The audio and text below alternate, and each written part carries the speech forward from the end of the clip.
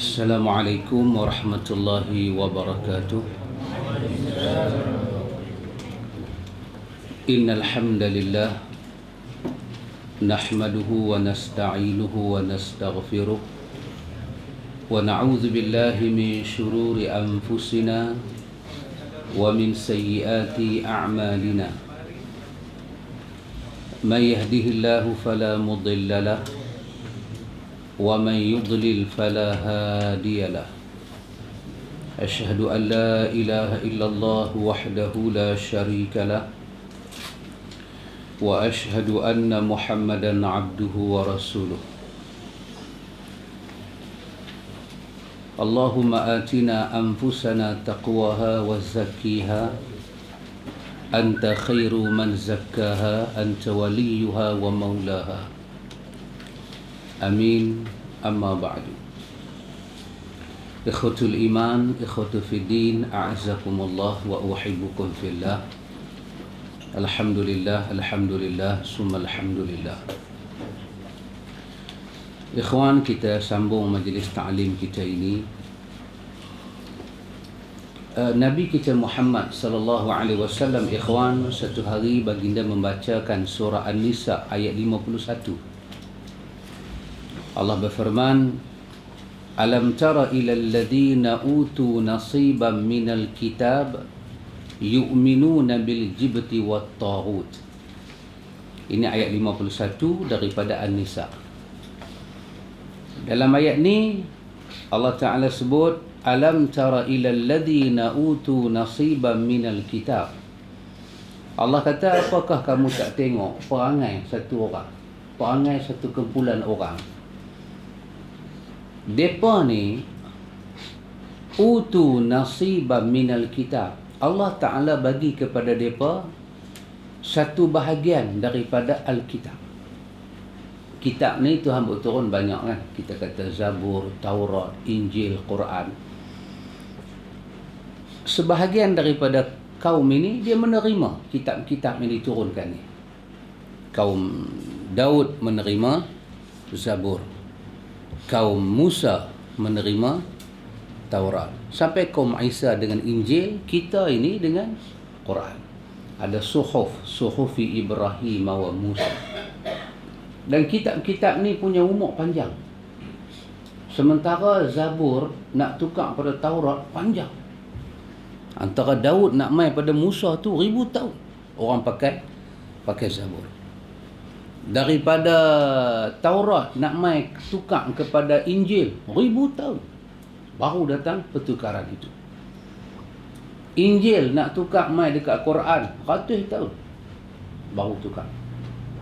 Jadi Allah Ta'ala kata, Alam tara, hampa tak tengok ke? Adakah hampa tak tengok? Adakah hampa tak rasa pelik? Perangai sebahagian manusia ni utu nasiban minal kitab. Allah Ta'ala beri kepada mereka bahagian daripada ajaran kitab. Sampai ajaran daripada kitab tu sampai kat mereka. Sampai yu'minuna bil jibti wat taghut. Tapi dalam masalah beriman, mereka nak beriman dengan dua benda juga. Satu al-jibti, lagi satu at-taghut. Walaupun sampai ajaran kitab pada mereka, tapi dari segi percaya, dari segi nak beriman, dia nak beriman dengan dua benda ni. Apa dia? Al-jibti wat taghut. Apa dia ni al-jibti wat taghut ni? Sampai bahagian manusia ni dia tak mau berpisah dengan dua benda ni. Dia nak pakai juga. Apa dia? Walaupun dah sampai ajaran Quran. Apa dia? Kata Ibnu Abbas, al-jibti yang pertama maksud dia as-sihru, sihir. Benda berkaitan dengan sihir.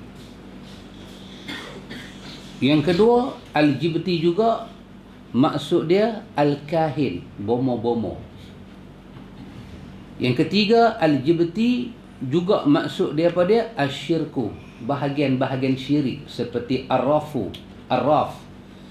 meramal. Tengok tapak tangan duk ramal. Kan? Kecuali Haji Bakhir punya ramal lain lah. Kalau orang ni bertemu dengan orang ni, Cikgu Murni senang. Yang tu tak apa. Yang tu kira okey. Itu ramalan yang cantik punya. Kerana itu tak masuk dalam al-jibti. Ni al-jibti kita maksudnya dia ramal satu benda, nak susah orang, nak senang orang. Rezeki dapat bila, rezeki putih bila. Nama dia al-jibti. Yang kedua, wat-taghut. Wat-taghut. Kata Ibn Abbas, wat-taghut ni pun ada dua makna. Satu, maksud dia al-asnam, tokong-tokong, berhala-berhala. Dan yang kedua dia kata kullu ma ya'budu min dunillah, semua benda yang disembah lain daripada Allah. Yang tu adalah taghut. Allah kata, kamu tak tengokkah perangai sebahagian orang? Tak pelik kah? Alam tara, tak tengokkah? Tak rasa pelik kah? Ilal ladzina utu nasiban minal kitab. Orang ni Tuhan bagi pada dia reti sebahagian daripada ajaran Alkitab. Yu'minuna bil jibti wat taghut. Dia masih nak beriman dengan al-jibti, dia masih nak beriman dengan taghut. Apa dah jadi dengan dia ni? Apa dah jadi dengan dia ni? Jadi kita ikhwatul iman, lama macam mana pun budaya tu, lama macam mana pun amalan tu, tapi kalau dia ada selisih dengan Quran dan Sunnah, kita mesti tinggal. Kita mesti bersedia nak tinggal. Dalam hadis Imam Bukhari, Aisyah radhiyallahu anha dia tanya kat Nabi. Dia kata, ya Rasulullah, sebahagian daripada al-jibti ni, bomo-bomo ni, yang al-jibti itu juga at-taghut. Bomo-bomo ni juga bomo-bomo yang sampai peringkat sembah Tuhan-Tuhan yang lain daripada Allah. Jadi dua benda ni ada pada bomo tu. Jibti pun dia, taghut pun dia. Dia nak berubat orang, dia letak tengkorak, dia puja, ataupun dia masuk dalam bilik, duk sembang sat, dia keluar main baru berubat. Kita kata ada apa dalam bilik tu? Dia kata dalam bilik tu ada Tuhan. Tuhan mai dalam bilik dia. Ni nama dia dua-dua berimpun. Jibti pun dia, taghut pun dia. Aisyah kata, ya Rasulullah, sebahagian daripada benda yang mereka kata ni betul dan jadi sungguh. Aisyah tanya Nabi. Dalam kita kan, kita dah tengok kadang-kadang nampak dia macam serabut, tapi ramalan dia tu jadi. Dia ramal, dia kata minyak nanti naik lepas pilihan raya. Naik sungguh. Naik sungguh dah rupang. Dia kata, ramalan tu betul. Jadi macam mana ni ya Rasulullah? Aisyah tanya. Apa Nabi kata pada Aisyah? Nabi kata, tilkal kalimat minal haq yakhtufuha minal jinni fayuqirruha ila adhanin waliyuhu fayakhlituna mi'atin kazbatin. Nabi kata pada Aisyah, Nabi kata tilkal kalimah, yang bomo duk kata tu tiba-tiba hang tengok jadi sungguh. Kita dulu terima kan sorak berantai. Dia kata kena potong step 20 seorang. Kalau tak potong step, dia bawa satu contoh mana punya Tan Sri tu, dia tak percaya, kata mati kena lengak rodi balak. Tan Sri tu mati, rodi balak tu hidup. Pasal driver tu potong step, Tan Sri tak potong step, mati. Sorak berantai. Mana punya syekh sudah jumpa siapa ke, suruh edar. Ada dalam tu adalah baca tu. Kita tengok tiba-tiba jadi sungguh lagu tu. Jadi sungguh.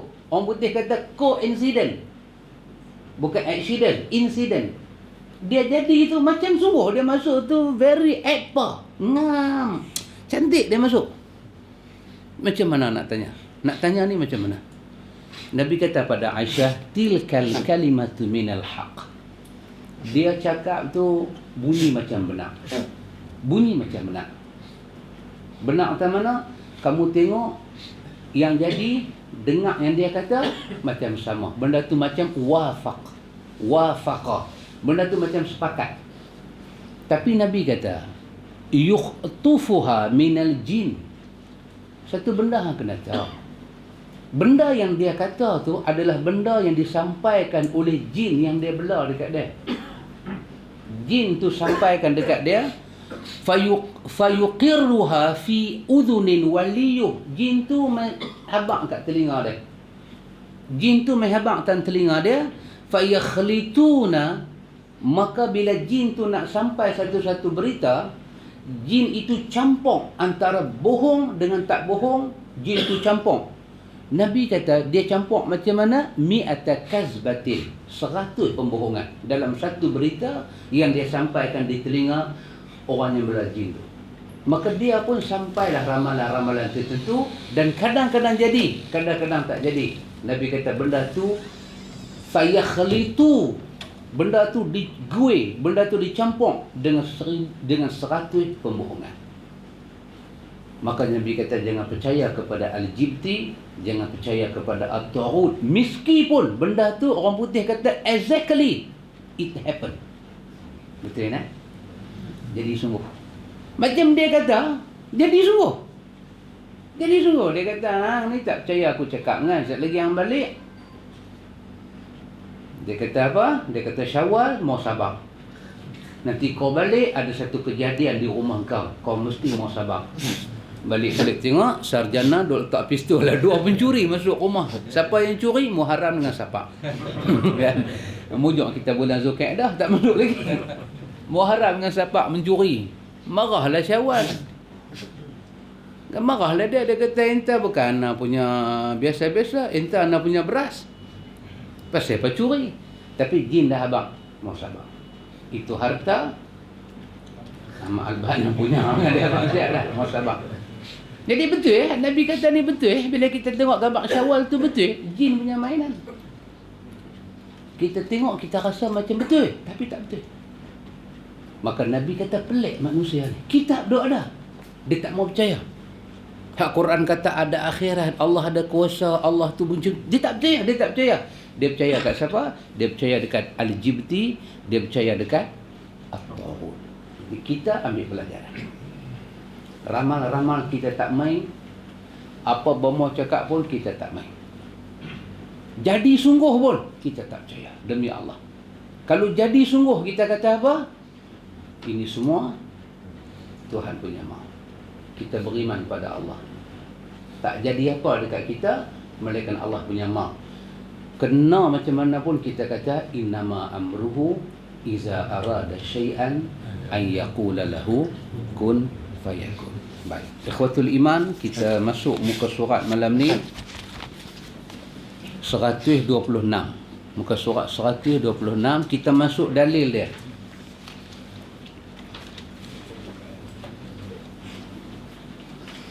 Kita masuk dalil dia dulu, iaitu menceritakan tentang apa dia?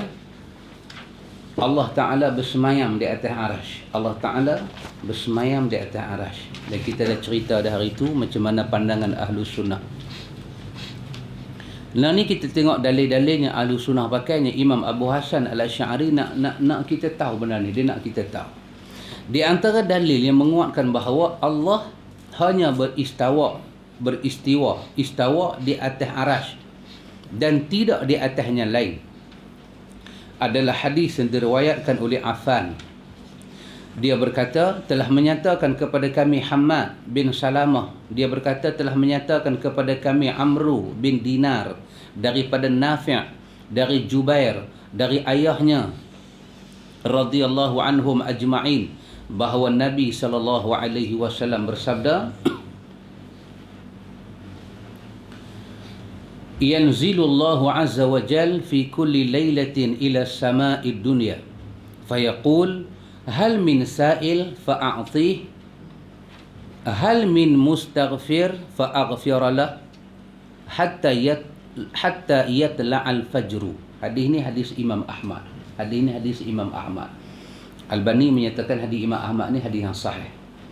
Kata dia, Allah turun, Nabi kata Allah turun ke langit dunia setiap malam dan berkata, adakah orang yang memohon padaku agar aku beri permohonannya? Adakah orang yang meminta ampun agar aku mengampuni dosanya? Demikianlah seterusnya hingga terbit waktu fajar.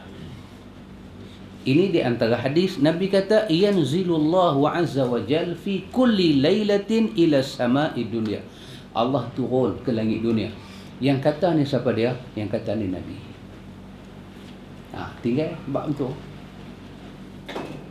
Semalam pun saya habaq. Saya habaq semalam. Saya kata kebetulan saya balik dari Tanjung kemarin, buka radio dalam kereta. Dengar satu ceramah dengan anak-anak. Saya namakan penceramah ni Al-Fadilatul Mal'un. Kemarin dengan hari ni dia ceramah. Saya tak mau sebut nama. Tak tahu besok ada tak ada, saya tak tahu. Kemarin punya ceramah dia kata apa? Dia kata kita ni mujur ada Sayyidina Umar. Kerana Sayyidina Umar lah kita boleh duk dapat sembahyang tarawih 20 rakaat. Kalau ikut Nabi, dia kata Nabi keluar 3 hari je.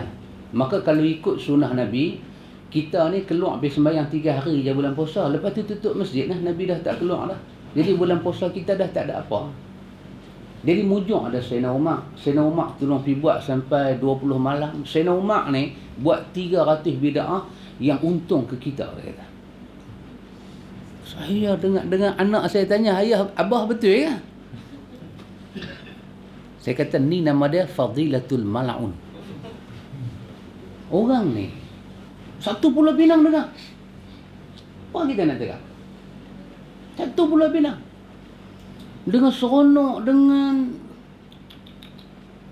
apa?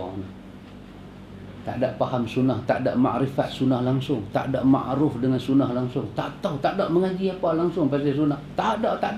Demi Allah, tak ada. Itu bukan bahasa Ahlussunnah. Quran kata laqad kana lakum fi rasulillahi uswatun hasanah. Nabi Muhammad tu contoh pada kamu, bukan Umar, Nabi. Dan yang Umar buat tu Umar contoh Nabi. Dan tidak ada riwayat yang sahih secara mutlak di sisi muhadithin Sayyidina Umar sembahyang 23. Tak ada. Imam Malik sebut dalam Muwatta Sayyidina Umar sembahyang 11 rakaat. Sayyidina Umar kumpul orang tu 11 rakaat. Dan dia kumpul itu kerana Nabi pernah buat secara jemaah. Dia buat balik. Dia tak ada buat bid'ah bab tu. Al-Bukhari mengulang dalam bab sifat sembahyang Nabi dalam Sahih Bukhari. Ibnu Hajar Asqalani bahas hadis itu dalam Fathul Bari. Cakap benda yang sama. Umar tidak buat bid'ah. Jumlah rakaat, jumlah manusia berkumpul, semuanya menepati sunnah. Dia kata zaman Abu Bakar punya sembahyang tarawih tak apa seronok. Pasal Abu Bakar ni dia terlampau ikut Nabi sangat. Mai zaman Umar tu ni lah kita boleh duk makan more ni, dia kata makanan orang Arab lah. Arab makan waktu malam tu panggil more. Arab ni makan bulan puasa, dia pun makan malam. Mana ada bulan puasa orang makan siang, bahlul oi. Tengoklah cakap. Orang putih kata not reasonable. Betul kat Makcik Aisyah, ha? Tak. Arab kata ghairul ma'qul. Apa dah ghairul ma'qul? Tak masuk akal. Orang puasa waktu siang, pasal itulah orang tak, bukan kata Arab, mai perai pun orang tak makan siang. Tapi manusia ni dia gamak kerana dia tak tahu, dia tak ada ilmu. Dia gamak, dia kata lagu tu. Dia kata kalau harap kat Nabi ni, kita kalau ikut cara Nabi lah, 3 malam bulan puasa kita keluar ramai-ramai, lepas tu masjid semua tutup mah. Pasal Nabi dah tak keluar dah. Itu dia. Ceramah Pulau Pinang kemarin. Oh, dahsyat. Saya punya manusia ni punya tak kenal agama. Pasal tu kita kata kita syukur jadi orang Islam. Kita syukur pada Allah, kita faham agama Islam di atas jalan sunnah. Ini satu nikmat yang cukup besar. Cukup besar. Allah kata qul in kuntum tuhibbunallah fattabi'uni yuhibbukumullah wa yaghfir lakum dzunubakum. Tanda sayang kamu pada aku, tanda iman kamu pada aku, kamu ikut Nabi Muhammad. Fattabi'uni, itu Nabi Muhammad. Aku ampun dosa kamu aku angkat menjadi orang yang aku kasih. Kamu tak tahukah aku ini pengasih? Aku kasih kamu kerana kamu ikut Nabi aku. Jadi pasal itu kita kata sunnah ni terlalu indah bagi orang yang faham. Tak faham, dia nampak rompong. Dia tak tahu sunnah sahabat. Dan kalau Umar dengarlah orang dah cakap lagu tu, Dia boleh menampak. Dia boleh menampak. Umar tengok. Dulu kalau kita boleh tengok dalam peta Madinah ni, peta Mekah ni, dulu di Arafah tu, di kawasan Arafah tu dulu, dia ada pokok yang Nabi berjanji setia dengan para sahabat. Dalam satu perjanjian, kita kata Bai'atul Ridwan. Masa tu Osman bin Affan kena tangkap.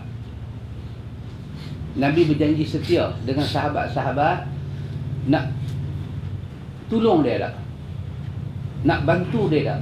Pokok tu Nabi duduk, Nabi berjanji dengan sahabat. Bila datang zaman Sayyidina Umar, Umar tengok orang duk gantung pedang di bawah pokok tu. Umar sudah tanya, ni pokok apa ni berbuah pedang? Kalau kurma jenis apa? Kan? Depa kata dak budak-budak. Umar kata depa buat apa? Budak-budak depa dengar kata dulu duk berjanji dengan Nabi kan, di bawah pokok tu depa pun pergi gantung pedang, depa ambil berkat. Umar dengar benda tu cukup serius. Dia balik ke dia punya pejabat, dia arahkan pokok tu ditebang. Dia arah terus pokok tu ditebang. Kenapa? Manusia dah salah faham. Berkat tak ada langsung kat pokok tu. Berkat ni ada masa bila kita ikut ajaran Nabi. Berkat ni ada pada sahabat pasal apa? Depa turut Nabi, depa ikut Nabi, depa berjuang dengan Nabi. Pasal tu kata Abdullah bin Mas'ud, kamu nak jumpa sahabat, kamu nak jumpa orang macam sahabat, kamu takkan jumpa macam depa.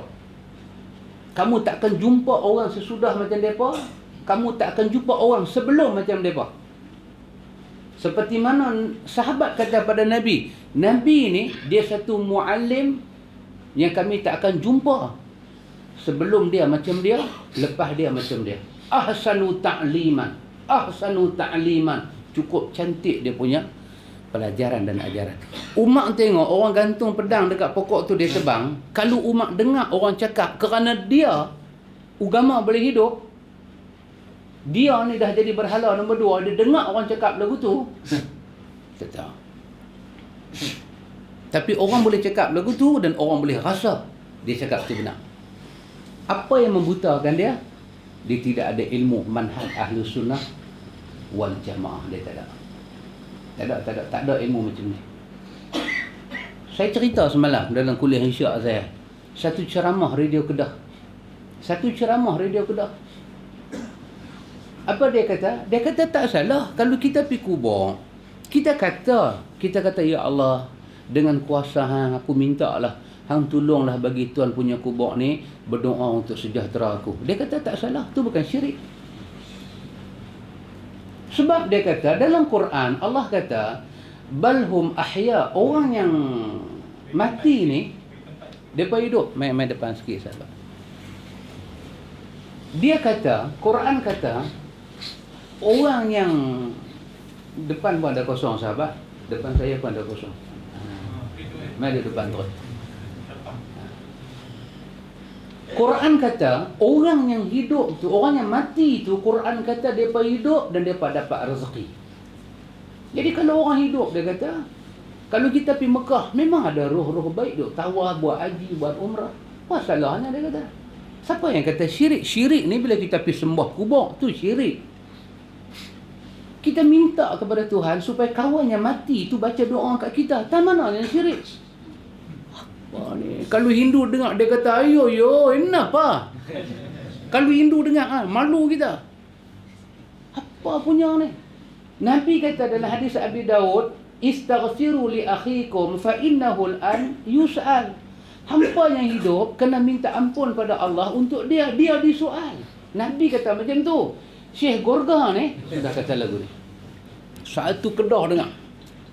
Hak tadi satu Pulau Pinang dengar. Pasal tu dua negara ni sunnah payah hidup. Merepek. Tapi dekat dia tak merepek. Dia kata betul Hampa yang salah faham, dia kata. Hampa yang tak mengaji sifat 20. Ni kita duk baca Al-Ibanah. Nanti kita akan jumpa bab-bab ni semua. Betapa syiriknya manusia baca doa, minta orang mati mendoakan dia. Sebab yang adanya sembahyang jenazah, orang hidup bagi manfaat pada orang mati.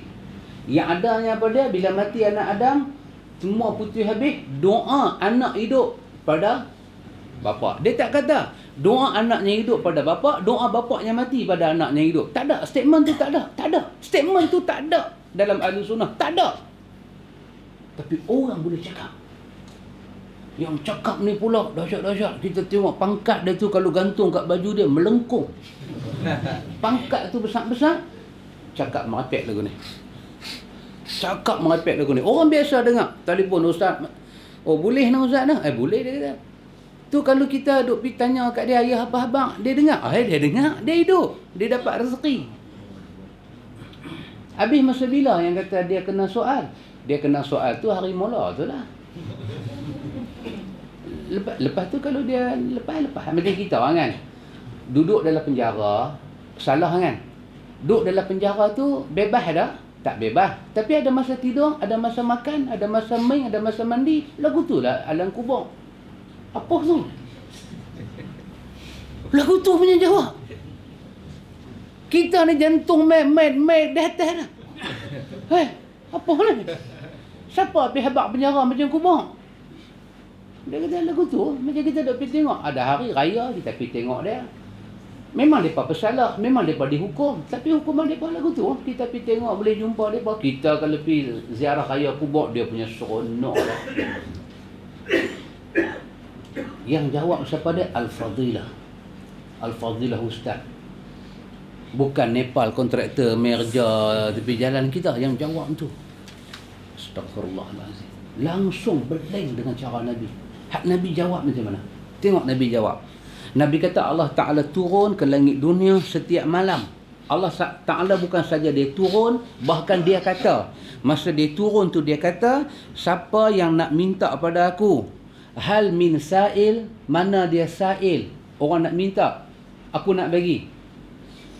Mana dia hal min mustaghfir, mana dia orang nak beristighfar, nak minta ampun, aku nak ampun dosa dia. Hadis ni diriwayatkan daripada Imam Ahmad. Ubaidillah bin Bakar telah berkata kepada kami Hisham bin Abi Abdullah daripada Yahya bin Abi Kathir daripada Abi Ja'far bahawa dia mendengar Abu Habs bercerita bahawa dia mendengar Abu Hurairah radhiyallahu anhu berkata Nabi sallallahu alaihi wasallam bersabda, "Idza baqiya thuluthul lail yanzilu Allah tabaraka wa ta'ala fayaqul Man zal ladhi yad'uni fa astajibu lahu Man zal ladhi yastakshifu dhurra fa akshifhu Man zal ladhi yastarziquni arzuquh hatta yanfajira al-fajru." Jika tersisa sepertiga malam, Allah tabaraka wa ta'ala turun dan berkata, Nabi kita bila malam tu berbaki 1/3. Maknanya lagi 3 jam nak masuk waktu subuh. Baki tu yanzilullahu tabaraka wa ta'ala, Allah tabaraka wa ta'ala turun. Allah turun. Nabi tak sebut sifat-sifat dia, Nabi tak sebut apa, Nabi sebut terus nama dia. Nabi kata Allah turun. Bukan rahmat dia turun, bukan ampun dia turun. Nabi kata yanzilullah. Yang turun itu Allah, yang nazil itu Allah. Allah yang turun. Tak ada orang Arab yang dengar benda ni tak faham. Bila Nabi cakap benda ni, yang duduk depan Nabi masa tu siapa dia? Abu Bakar, Umar, Abu Hurairah, semua sahabat-sahabat Arab. Dengar? Jelas, bahasa Arab yang jelas. Bahasa Arab yang jelas. Syekh Nasruddin Albani kata apa? Kembalikan bahasa Arab itu kepada wazan Al-Quran. Kembalikan metod bahasa Arab itu kepada lafaz-lafaz yang ada dalam hadis. Berapa banyak orang belajar bahasa Arab, bahasa Arab telah menyesatkan dia kerana tidak kembali kepada metod yang betul. Orang guna bahasa Arab. Nabi kata, kullu bid'atin dalalah. Jelas. Dia bagi pelingkup. Dia guna bahasa Arab. Dia kata kulu tu bukan kulu syair, bukan kulu semua, tapi kulu dengan makna bi ba'din, kulu sebahagian. Dia guna bahasa Arab. Dia guna teknik-teknik yang ada dalam bahasa Arab nak pelingkup hadis ni. Dia kata kullu. Semua bid'ah tu sesat. Siapa kata? Nabi kata. Dia kata nanti sesat. Memang Nabi kata kullu, tapi dalam bahasa Arab, kullu tu bukan makna semua. Kita kata macam mana cakap lagu tu? Dia buat hadis. Dia kata dalam hadis, Nabi kata kullu bani Adam khatta'un. Semua anak cucu Adam berdosa. Macam mana nak faham hadis tu? Nabi kata semua anak Adam berdosa. Nabi Muhammad pun anak Adam. Dia berdosa tak? Kalau kita kata Nabi berdosa macam mana? Musa pun anak Adam. Musa berdosa tak? Ibrahim anak Adam. Ibrahim berdosa tak? Ulul Azmi itu berdosa tak? Jadi kita kena kata kesemua anak Adam ni buat dosa, tapi ada yang maksum.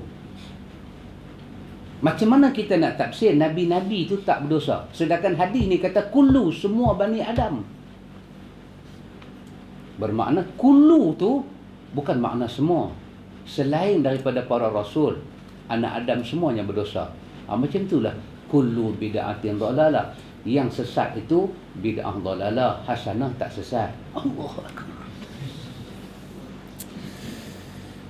Aduh. Kita ingat dia pelan mengaji, pelan cerdik, rupanya dia jadi kamlu. Ni kan Amir Gurga kata kat Dharma tu, gambar apa? Sikitnya gila. Kan? 80 kan? Dia kata kamlu. Kamlu tu maksud dia belukang. Apa dia? Dia ambil bahasa-bahasa Arab, dia guna syarah Ibnu Aqil, dia guna matan Jurmiyah, dia pelingkup hadis. Albani bagi nasihat. Albani kata kembalikan pengajian bahasa Arab kepada metod yang ada dalam Al-Quran. Kullu nafsin za'iqatul maut. Sebahagian yang menyawa akan mati. Lagi sebahagian tak mati. Yang kata yang menyawa tak mati itu siapa dia? Iblis menyawa, jin menyawa. Subhanallah. Pasal itu ikhwatul iman, beriman kepada Allah ni duduk nombor satu. Nabi tanya dalam hadis Bukhari, Nabi tanya, sahabat tanya pada Nabi, apakah amal yang paling baik? Nabi kata apa dia? Beriman kepada Allah dan Rasulnya. Kemudian jihad sabilillah. Kemudian dapatkan haji yang mabrur. Nabi letak nombor satu, iman pada Allah dan Rasul. Jangan buat macam lain. Jangan cakap macam lain. Cakap macam Allah dan Rasul. Kita balik bertemu Allah, Allah tanya kita, hang ikut Nabi aku tak? Hang buat macam Nabi aku tak? Hang kata macam Nabi aku tak? Tanya pula kat Nabi, hang sampai tak lagi ajaran? Allah tanya kat Nabi, sampai tak? Dalam Quran Allah kata, ya ayyuhan Nabi, ya ayyuhar rusul, baligh ma unzila ilaik. Sampai semuanya aku turun dekat hang. Habis dah Nabi kata, Allahumma inni qad ballaghtu. Ya Allah, sesungguhnya aku dah sampai dah semua. Allah tanya pula kat kita, ajaran Nabi aku sampai dah dekat hang? Sampai. Buka buku yang Abdullah bin Amr bin Al-As kata dalam hadis Tirmizi, bila buka rekod kita yang malaikat tulis ni, besar dia, sejuh mata memandang. Tuhan buka. Duk ada 99 muka surat dia kata. Tuhan buka, Tuhan kata, iqra kitabak. Baca apa yang malaikat tulis tentang hang. Salah hang bagi tahu kat aku. Halaka anni sultaniyah, khuzu anni maliyah, halaka anni sultaniyah.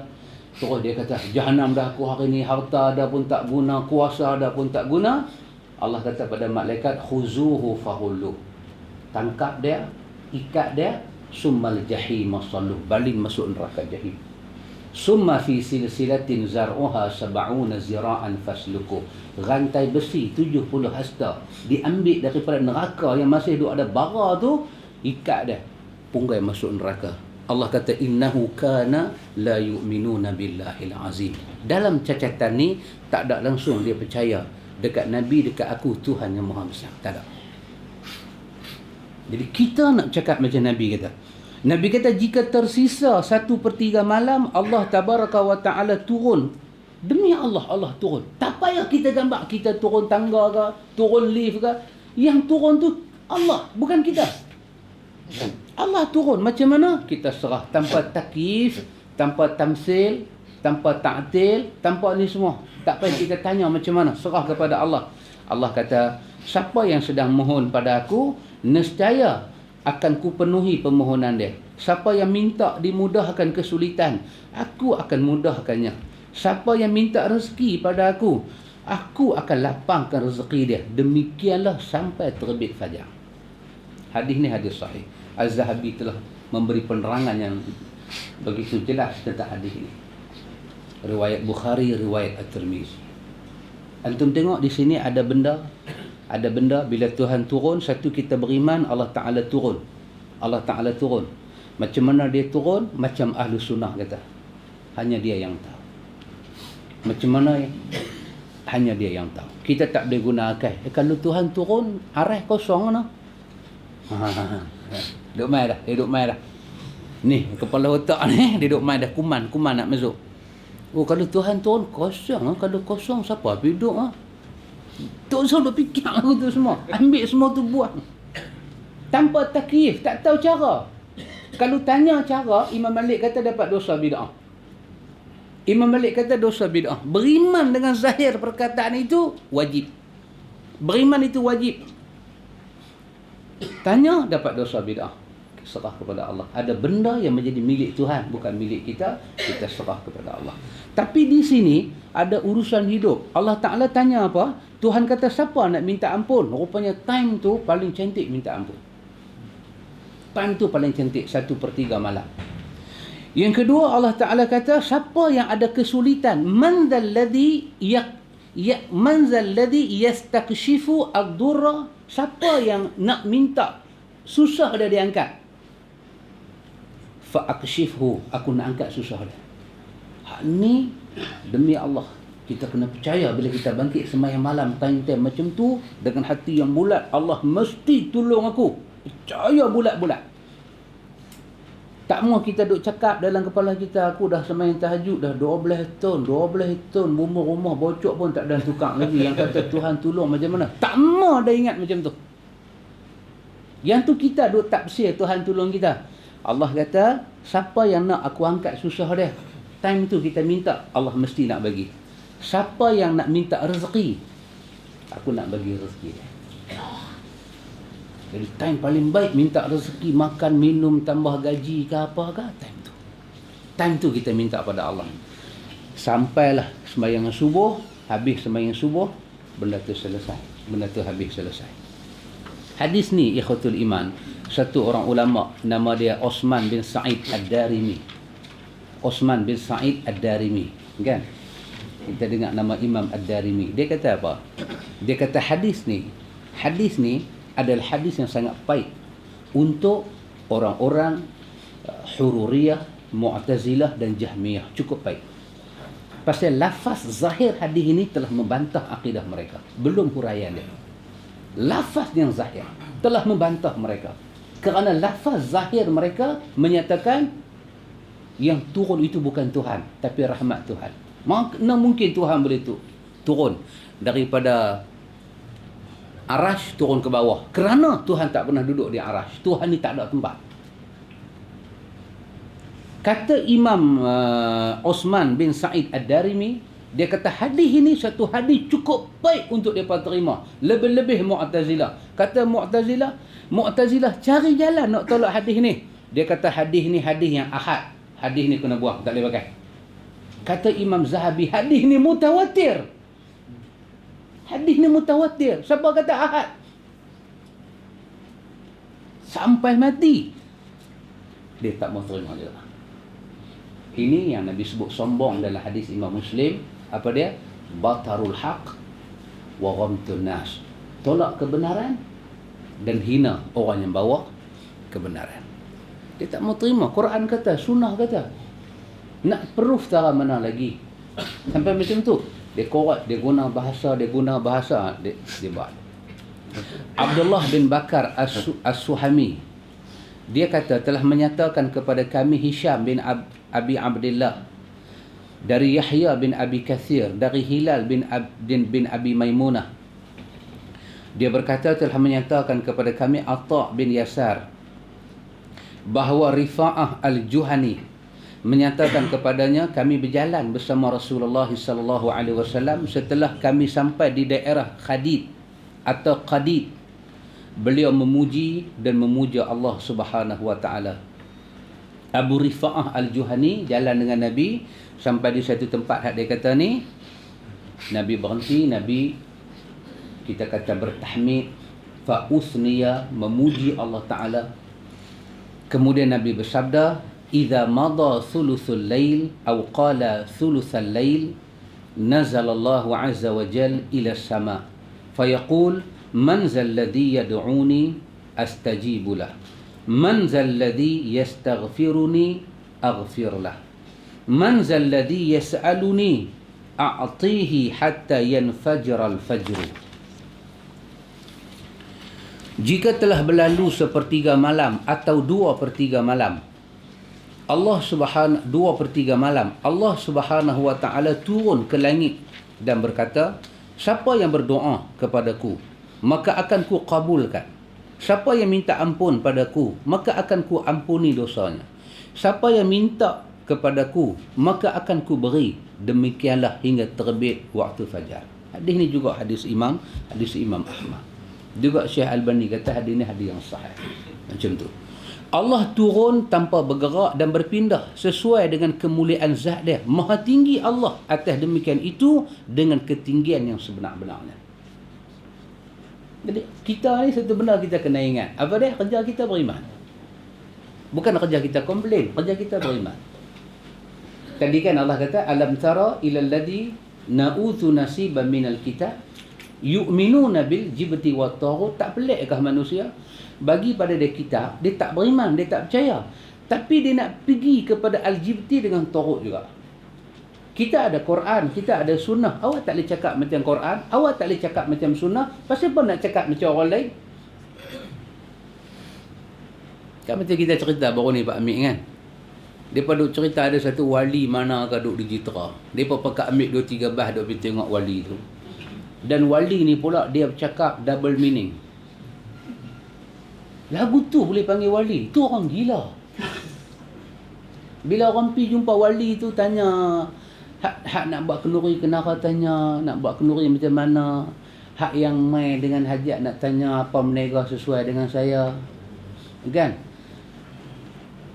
Wali tu yang hatu mai tanya pula ni saya ni lagu mana? Wali tu dia tak jawab terus, dia jawab satu je, dia kata lembu.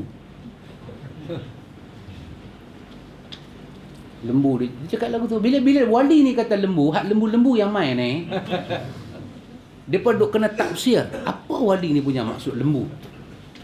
Oh, jadi yang nak buat kenduri nampak, oh kena sembelih lembu. Hak dia tu mai cari kerja, oh aku kena berniaga lembu di kedai. Hak dia tu pula, oh lembu, aku ni lembu.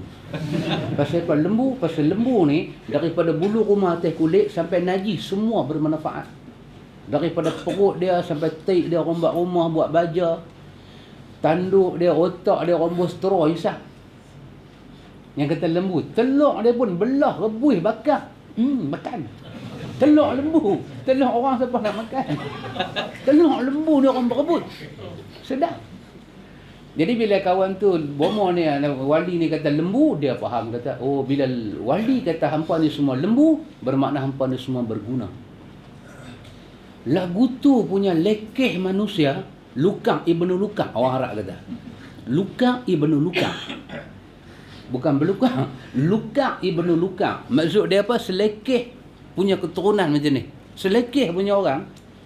Kita pi iktiraf dia wali Allah, kita pi nak korek bahasa dia, yang kekasih Allah Nabi Muhammad duk cakap lagu ni, kita tak percaya. Dia kata Tuhan turun, kita kata mana mungkin Tuhan turun, rahmat. Yang bomoh yang wali ni kata lembu, kita pi cari apa makna lembu. Yang Nabi kata Tuhan turun, kita bantah, kita kata mana boleh Tuhan turun. Yang wali ni, Lukang Ibnu Lukang ni, dia kata lembu, kita percaya. Kita mesti buat raja kahwin pakai lembu. Kambing tak boleh. Pasal dia dah kata lembu. Apa punya manusia ni? Ni akhir zaman punya drama swasta kita duk tonton. Tapi orang ni saya paling best sekali. Dalam banyak-banyak yang pergi tengok naik satu bas tu, Al-Fadilatul Ustaz ada. Lepas tu buat ceramah, cerita dalam ceramah, saya jumpa wali ni kita bukan semua orang boleh kenal dia. wali ni saya syukurlah saya dapat jumpa. Alamak, syukur pula. Rasa syukur ni memang mengajilah Sahih Bukhari. Baru tahu nikmat. Memang mengaji ni Al-Ibanah ni. Rasa nikmat. Rasa apa? Setiap cakap ada dalil. Setiap cakap sandang pada wahyu. Rasa nikmat. Rasa benar tu masuk dalam hati. Rasa cukup nikmat. Tapi tengok yang kata talbisul iblis, mainan iblis. Dia suruh kita pergi faham bahasa-bahasa tak senonoh ni, tinggal yang Nabi kita cakap. Tinggal. Dalil-dalil lain, Allah Ta'ala berfirman, yakhafuna rabbahum man fawqihim. Mereka takut kepada Rabb mereka yang berkuasa atas mereka. Allah bagi tahu kata min fawqihim. Allah itu di atas hamba-hamba dia. Allah di atas itu. Allah kata ta'rujul malaikatu waruh ilaihi. Malaikat-malaikat dan Jibril naik menghadap kepada Rabb dia. Ta'ruju. Malaikat semua naik. Tuhan duduk dari atas. Summa stawa ila sama' wa hiya dukhan. Kemudian Allah Ta'ala beristawa di atas langit, sedangkan langit itu masih dukhan. Masih asap. Ni dalam tempoh 6 hari yang dia buat tu. Tak sempurna lagi. Masa tu Tuhan dah bersemayam dah. Summa stawa 'alal 'arsy ar-rahmanu fas'al bihi khabira. Kemudian dia bersemayam di atas arasy, dia Allah yang Maha Pemurah. Maka tanyalah kepada Allah. Maka tanyakanlah tentang Allah kepada yang lebih mengetahui, yakni Muhammad tentang dia. Fas'al bihi. Nak tahu pasal Allah, fas'al bihi. Tanya Muhammad. Khabira. Dia tahu lebih pasal Tuhan. Ini daripada Al-Furqan 59. Summa stawa 'alal 'arsy. Kemudian Allah bersemayam di atas arasy. Ar-Rahman. Allah itu Ar-Rahman. Fas'al bihi. Tanyalah tentang dia. Khabira. Dia sangat mengetahui. Tak ada orang lain tahu pasal Allah, Nabi kita seorang. Tak ada orang lain tahu pasal Allah, melainkan Nabi kita seorang. Sahabat-sahabat yang mengaji ni bila dengar pasal Allah sengap sunyi. Tak ada tanya apa. Antum tengok lekeh-lekeh badui hak main kencing dalam masjid tu, lekeh dia tu dia tanya semua soalan. Bab lagu ni tidak ada riwayat dia tanya, sengap. Tu lekeh badui kita kata. Nabi kalau kata satu benda dia tanya balik Nabi ni macam mana. Nabi bagi dia tanya balik ni macam mana. Kan mai ya Rasulullah, halak tu dia kata. Halak tu bahasa utara ni kata pocik lah aku. Pocik lah. Nabi kata apa pasal? Waqa'tu imra'ati fi Ramadan. Bini aku hari tu di mana tu dia pergi make up lebih sikit bulan puasa. Kena. Dia kena dengan aku. Tengah duk puasa ni dia kena. Waqa'tu imra'ati fi Ramadan. Dia cakap bahasa tu, bahasa yang terang dan jelas. Kalau sahabat Nabi, dia pun tak pakai bahasa lagu tu. Sahabat Nabi nanti guna bahasanya lembut. Kan? Saya tersentuh bini saya. Menyebabkan Nabi nanti tanya, sentuh ke mana? Kan? Di Quran punya bahasa apa? Aula mastumun nisa. Kamu sentuh. Itu bahasa sahabat pakai. Bahasa menunjukkan jiwa bangsa. Dahsyat. Mai Arab badui ni waqa'tu imrati, aku bantai tu bini aku. Nabi kata apa cakap macam ni? Dia kira straight to the point. Apa duk tanya leceh-leceh kan? Aku nak tanya, aku nak faham. Orang lain faham tak faham apa punya pasal. Nabi kata lagu tu Nabi kata carilah apa nama hamba sahaya merdeka. Merdeka apa ya Rasulullah? Jangan duk cakap bab tu, tak ada apa. Tak apa, Nabi kata kalau aku tu puasa 2 bulan. 2 bulan apa? Sebulan pun betul. Suruh aku puasa 2 bulan. Dia boleh. Dia boleh macam tu dengan Nabi. Dia boleh. Sahabat tak mau. Sahabat takut. Suruh syahraini mutatabi'ain. Sebulan pun waqa'a tu 2 bulan. 2 kali waqa'a. Dia cakap. Nabi kata tak apa. Kalau macam tu Nabi kata pergi bagi orang miskin makan lah. Dia kata nak bagi makan tak apa. Dia kata apa tak ada di rumah. Nabi layan dia. Tengok ada kurma yang dizakatkan, ambil satu raga. Nabi kata ambil kurma ni, Pergi bagilah orang yang paling miskin di kampung hang makan. Miskin apa ya Rasulullah? Dalam kampung aku duk terima zakat aku. Depa duk bagi zakat kat aku. Allah, Nabi kata. Tak apa, Nabi kata, kalau macam tu ambil kurma ni bagi anak bini hang makan. Cukup, Nabi kata, selesai dah problem hang. Pun macam tu, bila Nabi baca ayat-ayat macam ni, Allah bersemayam di atas arash, dia tak tanya balik, yang kata semayam tu macam mana? Tak. Selekeh-lekeh cara peradaban Badui, mereka iman pada Allah dengan iman yang nombor satu. Macam mana setinggi-tinggi peradaban kita ni, dari segi iman pergi jatuh ke bawah pula. Tak boleh terima ayat-ayat Quran. Pasal tu kita kena ambil ayat-ayat Quran ni, renung tengok, la raiba fih. La raiba fih, tak ada ragu. Hudan lil muttaqin. Kita boleh percaya macam tu, dia petunjuk untuk kita. Allah Ta'ala berfirman, summa stawa 'alal 'arsy, ma lakum min dunihi min waliyyin wala syafi'. Kemudian dia bersemayam di atas arash. Tidak ada bagi kamu selain daripadanya seorang penolong dan tidak pula seorang pemberi syafaat. Tak ada. Allah yang ada di atas arash tu, dialah kepada kita wali, dialah syafiat, dialah pelindung, dialah pemberi syafaat kepada kita, pertolongan. Dialah yang buat semua dekat kita. Kita apa dia? Malakum min dunih. Lain daripada Allah, kita dah tak ada siapa dah. Kita kalau fikir benda tu betul. Semua ayat tersebut menyebut bahawa Allah beristawa di atas arasnya yang berada di atas langit. Dan menurut kesepakatan manusia, langit bukanlah bumi. Ini menunjukkan bahawa Allah dengan sifat kemahaesanya, esaannya yang tunggal bersemayam di atas arasnya, tidak menyatu dengan makhluknya. Tuhan tidak bersatu dengan makhluk dia. Tidak pernah bersatu. Dan langit bukan bumi. Allah di atas. Jahmiyah kata Tuhan ni fi kulli makan. Mana-mana Tuhan ada. Tak mana-mana Tuhan ada tu, mungkin dia boleh duduk di atas, mungkin boleh dia duduk di bawah. Nak sandar sifat nuzul kepada Tuhan, tak boleh sandar. Sebab kita nak kata dia turun. Hari kita kata dia turun tu, dia duty di bumi. Dia main di pihak bumi. Jadi nak turun ke mana? Takkan turun masuk dalam bumi.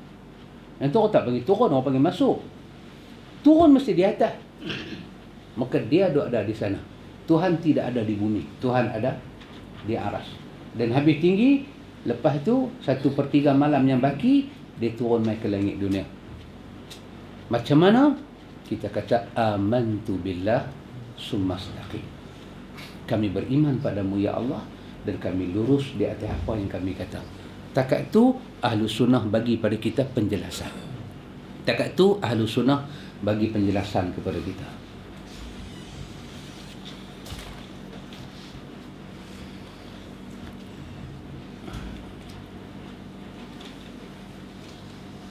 Baik, dalil lain. Allah Subhanahu wa taala berfirman, wa jaa rabbuka wal malaku saffan saffa. Dan datanglah Rabbmu sedang malaikat berbaris-baris. Ni semua di mana nak jadi ni? Bukan di bumi. Wa jaa rabbuka wal malaku saffan saffa, bukan di bumi. Tuhan akan datang. Ya, Tuhan akan, itu sifat dia. Daripada arash dia akan datang. Bila malaikat berbaris-baris dia akan datang. Macam mana? Wallahu ta'ala alam. Dan benda tu tak jadi di bumi. Benda tu tak jadi di bumi. Hal yanzuruna illa an ya'tiyahumullah fi zulalin minal ghamam. Tiada yang mereka nanti-nanti pada hari kiamat melainkan datangnya Allah dalam naungan awan. Wallahu ta'ala alam. Tapi Allah akan datang. Allah nanti mai. Summa dana fatadalla. Fakana qaba qausaini aw adna fa auha ila 'abdihi ma auha. Ma kazzaba al-fuadu ma ra'a. Afatumarunahu 'ala ma yara wa laqad ra'ahu nazlatan ukhra. Kemudian dia mendekati, lalu bertambah dekat lagi. Maka jadilah dia dekat kepada Muhammad sejarak 2 ujung busur panah atau lebih dekat lagi. Lalu dia menyampaikan kepada hambanya Muhammad apa yang telah Allah wahyukan. Hatinya tidak mendustakan apa yang telah dilihat. Maka apakah kamu musyrikin Mekah hendak membantah tentang apa yang telah dilihatnya? Dan sesungguhnya Muhammad telah melihat Jibril itu dalam rupanya asal pada waktu yang lain. Ini juga ayat Imam Abu Hasan bawa kepada kita dalam banyak-banyak ayat, dia selit ayat ni supaya hati kita ni dengan apa yang Nabi cakap mau tenang. Lebih-lebih dalam urusan akidah kita mau rasa tenang, mau rasa seronok. Allah cerita dalam ayat ni summa dalla fatadalla, kemudian dia mendekati lalu bertambah dekat. Fakana qaba au qausaini au adna, sama ada dekat ataupun lebih dekat daripada anak panah dengan besar panah. Siapa dia? Jibril alaihi salam. Jibril duduk di langit, dia boleh turun mah. Dia duduk di atas langit, dia boleh turun mah. Sahabat tunjuk kat saya internet baru ni, saya cerita dalam kuliah. Dia pun ambil gambar planet bumi, planet ni, planet. Pasal ni lah, pasal kita duk baca ayat ni yang kata Allah bersemayam di atas arasy. Kan? Hari ni dunia ni lah membuktikan memang Tuhan berada di atas arasy. Dalam hadis Muslim kata Allah jaga semua ni, Allah jaga makhluk-makhluk dia macam-macam, macam Tuhan jaga satu benda kecil. Hati-hati yang banyak ni dalam hadis Muslim daripada Amru bin Al-As ni, Abdullah bin Amru bin Al-As ni, Allah jaga ni hati-hati kita yang macam-macam ni, macam Tuhan jaga satu hati di atas dua ujung jari. Tak susah Tuhan nak pusing. Tak ada susah apa. Kita kata banyak orang duk minta ke dia, macam mana? Kan? Duk pergi buat permohonan dekat Jabatan Kerajaan pun dia kata pakcik ni nama 4,000. Kita bila saya punya borang nak proses, dia kata mau. Nampak dia kan, mau tahun 2016. Allah, pakcik kata saya lah ni umur 96. Bila permohonan saya boleh proses, dia kata mau lagi 2 tahun. Tapi Tuhan, dia proses saya. Pasal apa? Pasal dia jaga semua ni, macam dia jaga benda yang terlampau kecil. Kecil, mudah sangat. Sampai dia tak perlu tidur. La ta'khuzuhu sinatun wala naum. Dia tak perlu tidur. Lahu ma fis samawati wa ma fil ard. Langit bumi semua dia punya. Dia tanya, man zal ladzi yashfa'u 'indahu illa bi izni. Semudah itu dia jaga, siapa boleh tolong apa? Dia seorang. Dia pun ambil gambar rakaman tentang planet bumi, planet yang kata matahari. Dia pun ambil matahari, buat satu rakaman besar tentang matahari. Nak ukur yang kata bumi matahari ni daripada kanan ke kiri, atas ke bawah, berapa dia punya ukuran nak ukur. Matahari tu dia punya bulat tu nak tahu berapa bulat dia. Jadi nak kena ukur, nak kena ambil satu kamera yang sesuai. Duk tengok, ukur punya ukur. Kawan yang ukur tak tahulah dia masuk Islam tak masuk Islam. Ukur punya ukur. Rupanya ukuran dia dapat tu, matahari ni satu benda yang tersangat kecil, yang bulat, yang duk terapung-apung di tengah kawasan yang kosong. Satu benda yang kecil ya, matahari ni. Oh, Allahu Akbar. Dia cakap macam tu. Matahari ni satu benda yang kecil yang kita nampak duk meletup. Allah kata apa dalam Quran? Idza syamsu kuwirat wa idza nujumu kadarat wa idza biharu suyirat. Apabila matahari itu idza syamsu kuwirat, apabila matahari itu kuwirat. Kuwirat ni apa dia? Ni macam kepiah ni. Kalau buka kepiah nampak kepala kan. Kita buh kepiah, hilanglah rambut-rambut ni. Lepas tu kita buh serban lagi, hilanglah kepiah. Yang tu orang Arab panggil kuwirat. Artinya apabila matahari itu duduk tak duduk, tiba-tiba ada benda mai tutup dia. Antum bayang. Kalau kita iktiraf kata dia tu panas, kita ambil benda panas ni, kita buh dalam ni. Ni panas ni, kita tutup. Ada dua kemungkinan. Ima, kalau yang ni dia tahan, bila kita buka balik, dia akan jadi berpeluh dalam ni. Dia akan jadi peluh. Dan air dalam tu akan jadi sejuk. Ima, kalau benda ni tak tahan, kita tutup-tutup, dia jadi apa? Dia pecah. Dua benda tu akan jadi. Tapi nak jadi apa? Tuhan berhenti tang situ. Idza syamsu kuwirat. apabila matahari itu ada benda datang menutup dia, semua planet yang kena matahari ni akan jadi sejuk, mati ke semua.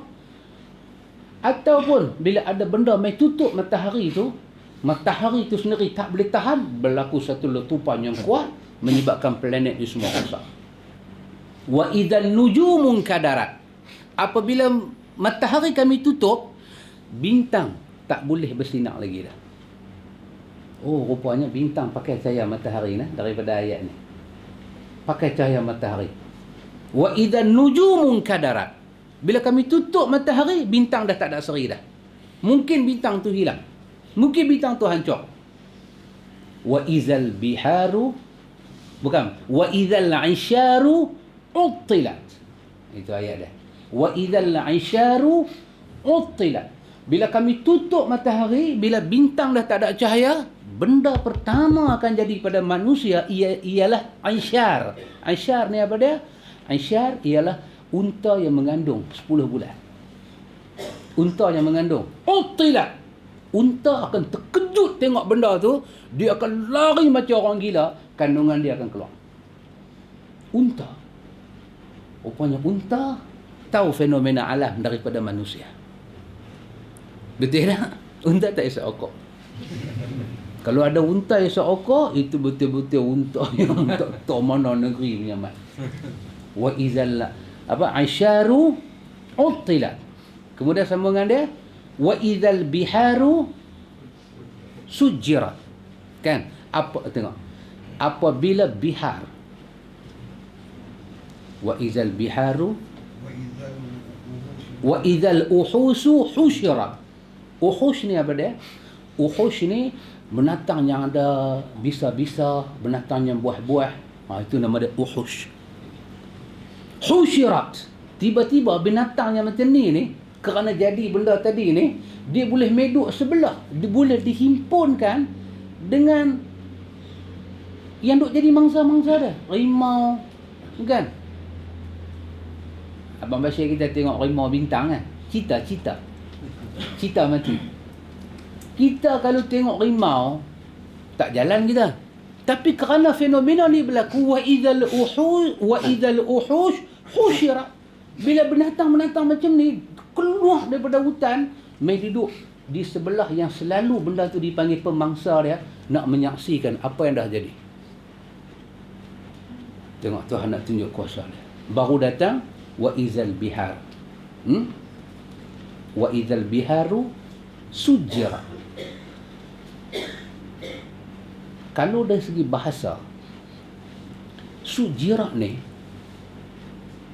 kita boleh kata kepanasan yang tinggi sampai jadi terbakar. Sujirat. Macam orang cucuk api kan. Bila cucuk tu dia bunyi apa? Bunyi tu sujirat. Later dia naik ke atas. Kalau isap okok dia bunyi juga. Pasal dia duduk makan tu. Ya. Bermakna sujirat ni satu benda yang panas. Tapi ayat ni kita tak tahu nak faham ayat ni. Cuma kita tengok rentak bahasa. Wa izal bihar. Dia tak kata bahar, dia kata bihar. Jamak. Artinya keluasan laut lebih besar daripada darat. Nak boleh jadi bihar ni, dia kena laut tu lebih banyak daripada darat. Mungkin dari segi bahasa, kalau kita buat kotak 4 segi tepat, kita bahagi 4. Kita akan dapat 4 kotak kecil-kecil. Maka 3 kotak kecil-kecil itu laut, 1 kotak itu saja darat. Itu baru sesuai dengan nama bihar. Wa idza bihar. Duduk tak duduk, tiba-tiba bihar laut yang lebih besar daripada darat, tiba-tiba dia jadi panas, boom, kata dia terbakar. Antum bayang, bumi yang kecil tek ni nak jadi apa penghuni dia? Kenapa dia jadi lagu tu? Kerana matahari kami tutup. Kerana bulan dah tak memancar. Masa tu apa akan jadi? Wa idzan nufusu zuwijat. Kami akan cabut nyawa-nyawa manusia, dan nyawa manusia akan dikembalikan kepada jasad-jasadnya. Tengok kekuasaan Tuhan. Dan dia buat ni semua, rupanya macam kita kata goli kecil-kecil, dia bagi beretuh lagu tu aja. Dan dia buat itu, dia berada di mana? Summastawa 'alal 'arsy. Dia duduk semayam di atas arasy. Orang ambil gambar. Kejut kawannya ambil gambar pasal nak ukur. Rupanya matahari yang kita kata besar tu, di sisi pencipta alam, benda terlampau kecil. Selalu Tuhan duk kata zarah, zarah, zarah, zarah. Di sisi dia ni tak ada apa yang besar. Dia seorang yang besar. Allahu akbar kabira walhamdulillahi kathira wa subhanallahi bukratan wa asila. Ini kita duk mengaji ni betul-betul. Allah bersemayam di atas arasy dan dia atok benda ni semua, ikhwan. Imam Abu Hasan Al-Asy'ari duk bawa dalil-dalil ni pada kita semua. Dan saya ambil dia punya tu, sudah menjadi kesepakatan umat bahawa Allah Subhanahu wa taala telah mengangkat Isa ke langit. Demikian juga dari isi doa kaum muslimin, jika mereka berdoa kepada Allah ketika turun musibah, mereka kata wahai yang berada di atas langit. Dan juga dari isi sumpah mereka, tidak demi zat yang tertutup oleh 7 lapis langit. Ini orang Arab punya sumpah-sumpah. Maka Imam Abu Hasan bawa kepada kita dalil-dalil bahawa Allah Subhanahu wa taala sebenar-benarnya bersemayam di atas arasy. Ayat-ayat ni semua banyak dia bawa berulang-ulang. Tapi saya nak ambil yang dia punya huraian dia. Cuba tengok. Ayat yang mulia ini telah memberi pengkhususan bagi manusia, tidak bagi yang lain di luar jenis manusia. Kalau ayat tersebut umum untuk semua jenis, baik manusia maupun tidak, tentunya untuk menghilangkan keraguan orang yang mendengar ayat ini, maka isi penyataan itu seharusnya tidak bisa bagi sesiapa pun bahawa Allah berkata-kata dengannya, kecuali dengan perantaraan wahyu atau di belakang takbir atau dengan mengutus seorang utusan, sehingga hilanglah keraguan dan kebingungan bagi para pendengar. Daripada dikatakan, dan tidak ada bagi salah satu jenis dari berbagai jenis bahawa Allah berkata-kata dengan dia, kecuali dengan perantaraan wahyu atau di belakang takbir atau dengan mengutus seorang utusan. Perkataan yang terakhir ini memasukkan semua jenis yang tidak dimasukkan oleh ayat. Ini menunjukkan bahawa ayat yang telah kita sebut tadi khusus untuk manusia, tidak untuk yang lain. Ini daripada ayat 51 surah Asy-Syura. Allah kata, wa ma kana li basharin ay yukallimahu Allah illa wahyan aw min wara'i hijabin aw yursila rasulan fayuhiya bi iznihi ma yasha'u. Dan tidak ada bagi seorang manusia pun bahawa Allah berkata-kata dengan dia kecuali dengan perantaraan wahyu. Wa ma kana li bashar, tidak bagi manusia itu melainkan Allah bicara dengan dia, melainkan Allah bicara dengan wahyu. Allah cakap dia dengan wahyu. Kan, yang wali kita ni Tuhan main dalam bilik rumah dia. Tengok punya duduk jadi kelakar. Tuhan ni masuk dalam bilik rumah dia, dia pergi tanya kat Tuhan, dia ni sakit nak bagi ubat apa. Tuhan jadi pharmacy rumah dia pula. Jadi sebahagian orang ni ikhwan, Quran ni dia macam tak ada fungsi. Quran ni macam tak ada fungsi. Quran ni macam nak kata rojokkan, tak mana dia rojok pun tak tahu. Dalam hal akidah, dalam hal dia boleh percaya semua orang ni, tak mana dia rojok Quran. Maka kecuali dengan perantaraan wahyu atau di belakang takbir atau dengan mengutus seorang rasul malaikat lalu diwahyukan kepadanya dengan seizinnya apa yang dikehendakinya. Allah Subhanahu wa taala bagi tahu dalam ayat ni, dia menurunkan wahyu. Tuhan ni dia turunkan wahyu daripada sisi dia kepada hamba-hamba yang dia kehendaki, iaitu para nabi dan para rasul. Daripada ayat ni kita faham satu aja. Tuhan tidak berurusan direct dengan manusia. Tidak. Tak ada. Orang baru ni saya kata apa? Orang kata kita ni kalau ada masalah pergi bercakap dengan Tuhan. Ini ahli motivasi cakap kan. Kita kalau ada masalah pergi cakap dengan Tuhan. Macam mana cakap dengan Tuhan? Baca Quran tu cakap dengan Tuhan. Sembahyang tu cakap dengan Tuhan. Kita kata apa? Makik-makik boh nampak kat dia balik. Yang boleh cakap dengan Tuhan ni wa kallama Allahu Musa taklima. Titik. Itu Quran. Lain tak cakap dengan Tuhan. Di sisi Ahlussunnah, bila kita dengan Quran, kita membaca kalam Allah. Kita baca Fatihah, dalam hadis Nabi kata, hamadani abdi. Hamba aku puji aku ni. Bukan Tuhan bagi kita dengar. Kita tak dengar apa. Kita membaca wahyu Allah. Tak ada kata kita ni, jom kita bercakap dengan Tuhan. Hak tu, hak duduk gereja tu, boleh masuk dalam rumah kecil tu bercakap dengan padri. Dah semalam saya tipu orang. Padri kata tipu macam mana? Adalah saya makan, saya ambil tokong 4, saya kata 2. Padri kata, tak apa, aku tanya Tuhan. Tanya Tuhan. Tuhan kata, tokong tu 2 RM2, tapi duit sebicar padri RM5, RM2.50 dah. Kita akan cakap dengan Tuhan. Kita meminta kepada Tuhan.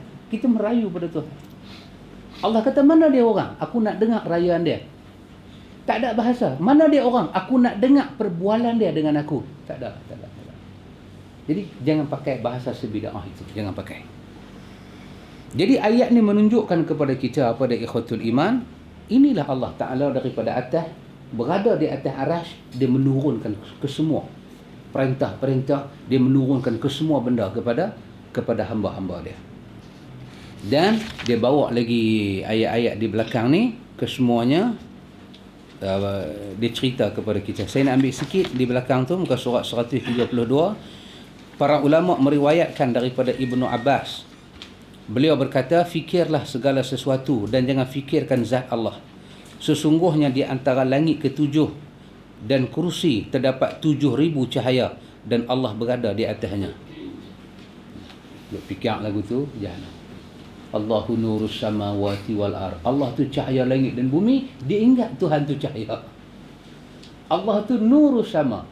Allah itu cahaya langit dan bumi. Dia kata Tuhan tu cahaya. Subhanallah. Tuhan bukan cahaya. Tuhan tak pernah bagi tahu dia tu cahaya. Tapi dia memancarkan cahaya ke langit dan bumi.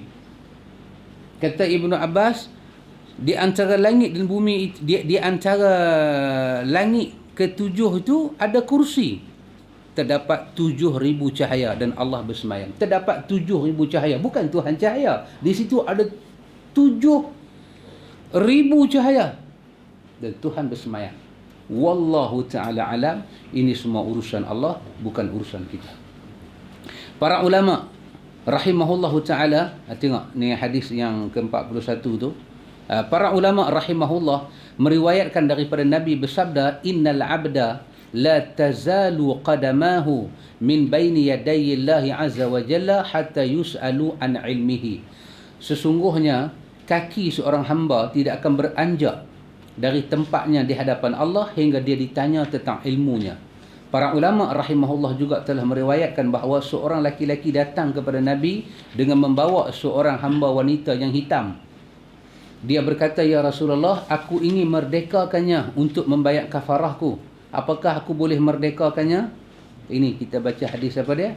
Hadis Muawiyah bin Al-Hakam As-Sulami kan. Hadis tu panjang, tapi di akhir hadis tu pasal budak perempuan duk jaga dia punya apa? Kambing tu kan, duk hilang satu. Bukan pasal budak tu duk buat projek belakang jual. Tapi pasal serigala duk makan. Dia pun dah tak boleh tahan, dia sudah bagi satu penampak kat budak tu. Salah. Ini orang baik. Bila dia buat salah, mai salah.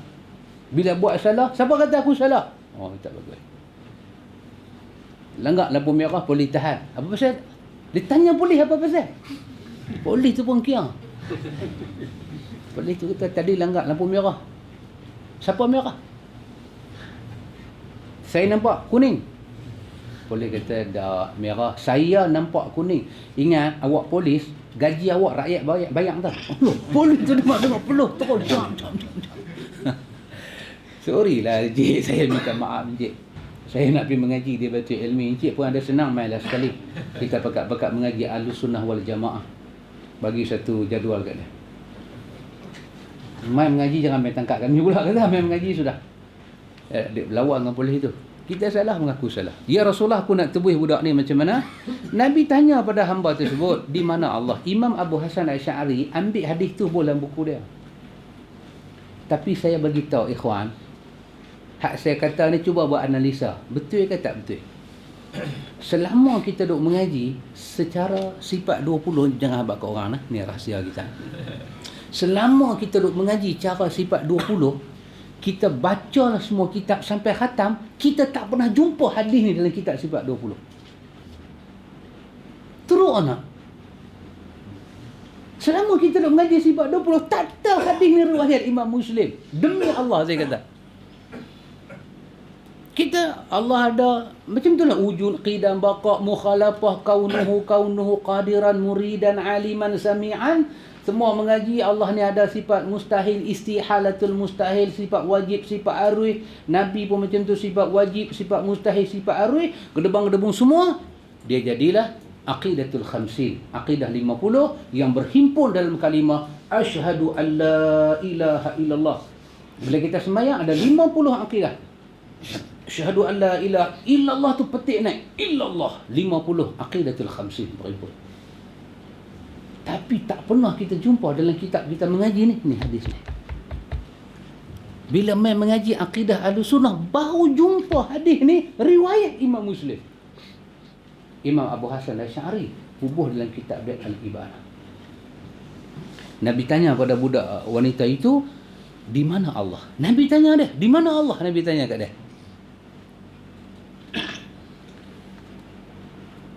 Budak wanita itu menjawab, di atas langit. Rasulullah bertanya lagi, siapakah aku? Hamba itu menjawab, anda adalah Rasulullah. Nabi jawab, Nabi bersabda, merdekakanlah dia kerana dia seorang wanita mukminah. Itu dia. Hadis ni ada beberapa benda. Satu boleh bertanya Allah di mana. Dan jawapan dia, Allah di langit. Jangan Allah ada di mana-mana. Jangan. Yang kedua, apa dia hadis ni? Hadis ni soalan Nabi di mana Allah pada budak muda tu, dan dia jawab di langit. Soalan itu Nabi tanya kerana nak mengesahkan iman dia.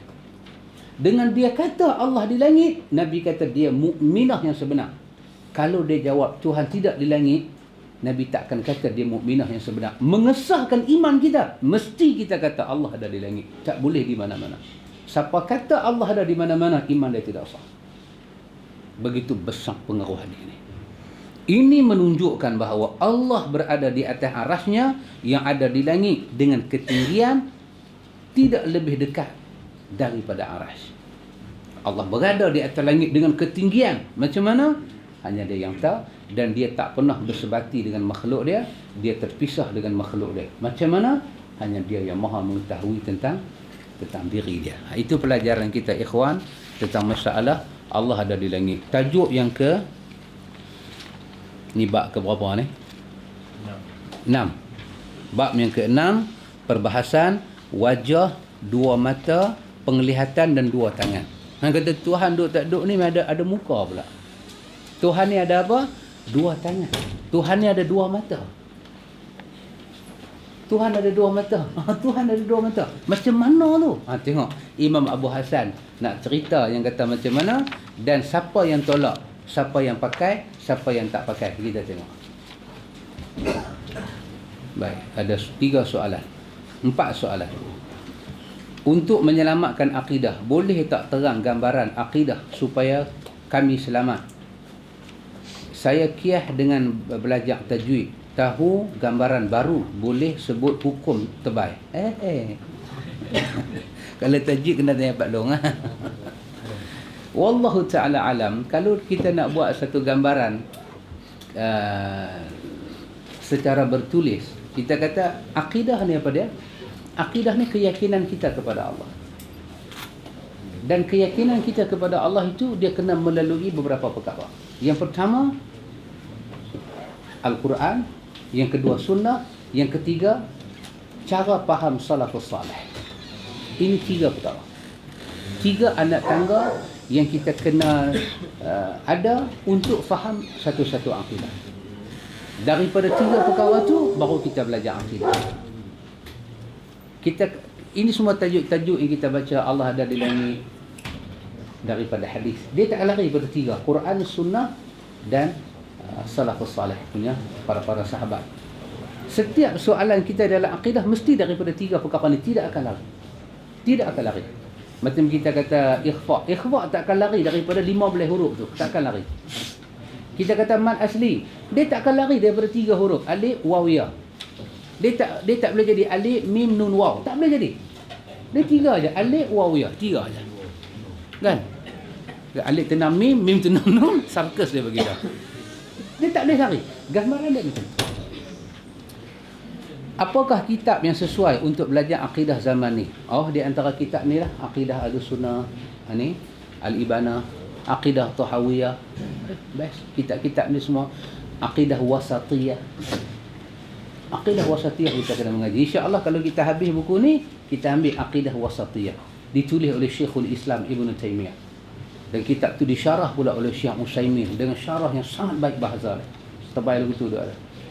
Kita mengaji benda yang sama tapi huraian berbeza-beza. Kalau dalam bahasa Melayu ni buku apa? Kalau dalam bahasa Melayu prinsip-prinsip Ahlussunnah, bagus. Ustaz Jawas Kadir itu tulis, bagus. Buku-buku tu. Itu semua menerangkan prinsip bagaimana nak faham akidah Ahlussunnah. Sangat baik.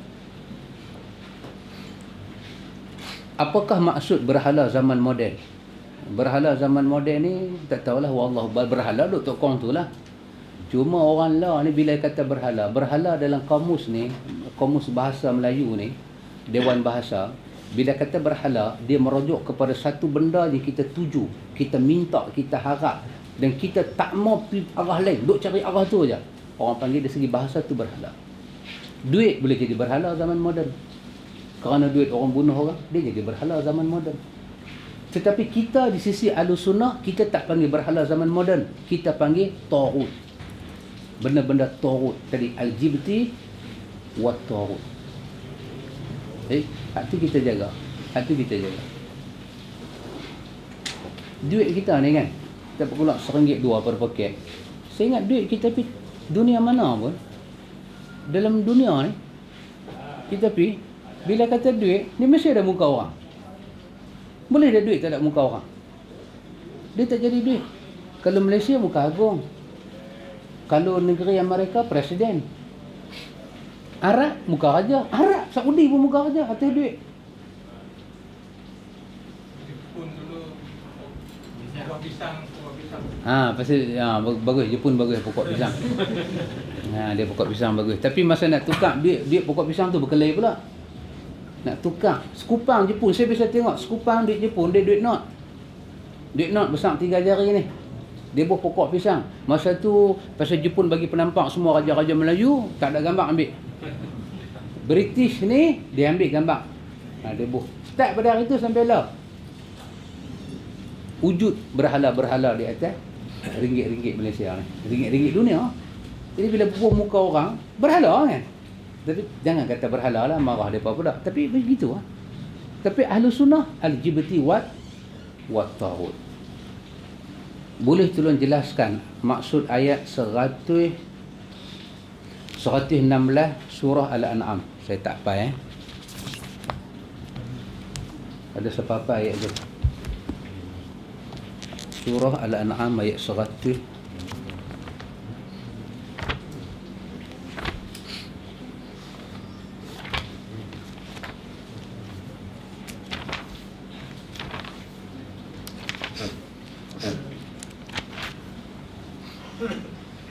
Surah 16. Oh, ayat ni apa cuma tak tahu ayat ni aja.